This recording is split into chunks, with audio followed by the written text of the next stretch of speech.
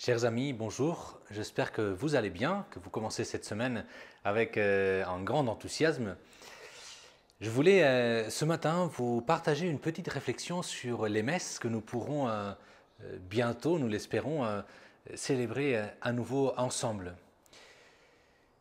Vous ferez l'expérience ce jour-là que ce qui vous aura manqué le plus, ce n'est pas tant finalement le moment de la communion.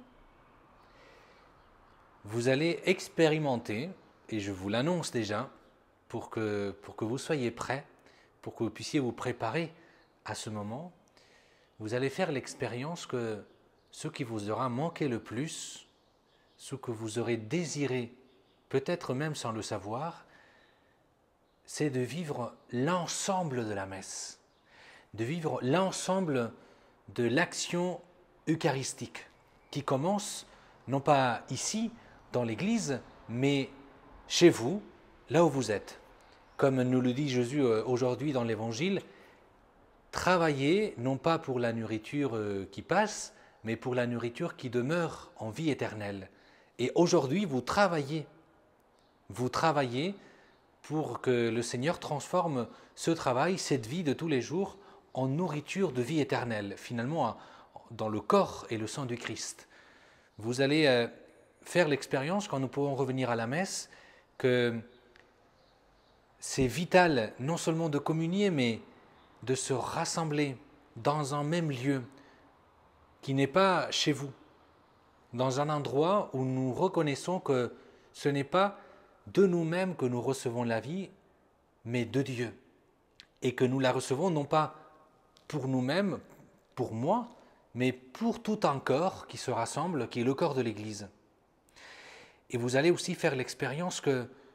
l'ensemble de la messe, avec les lectures, la liturgie de l'offertoire, avec les dons qu'on apporte, le pain, le vin, l'offrande que l'on peut donner, que les paroles de la consécration, toute la prière eucharistique qui nous unit à l'acte de la mort et de la résurrection du Seigneur, c'est ça qui va donner sens finalement à tout ce temps que nous aurons vécu. Vous pourrez vous unir totalement avec toute votre vie, avec tout ce que vous aurez vécu, avec les moments de joie comme les moments douloureux, les moments qui ont fait souffrir finalement notre mort qui est là, la mort des personnes qui nous sont chères, et nous pourrons les unir sur cet autel au Christ. Et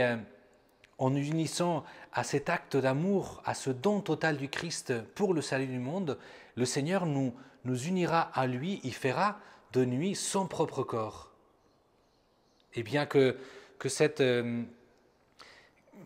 ce désir de la messe puisse en cœur nous habiter pour que nous puissions la vivre, quand cela nous sera permis, d'une manière